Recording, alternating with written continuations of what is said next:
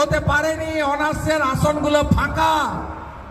বাবা মারা বলছেন মমতা থাকলে চাকরি হবে না, তাই আর বাবা পড়াশোনা করার দরকার নেই, অন্ধ্র চলে যা, কেরল চলে যা, গুজরাট মহারাষ্ট্রে চলে যা। কেন চলে যাবে ওখানে ওরা?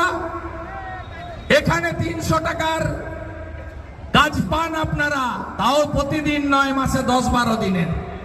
পাশের রাজ্য উড়িষ্যা বিজেপি পরিচালিত, সেখানে আমাদের যে মিস্ত্রির সঙ্গে কাজ করে তাদের 1000 টাকা ডেইলি রোজগার, আর 1200 টাকা 1500 টাকা মিস্ত্রি পায়।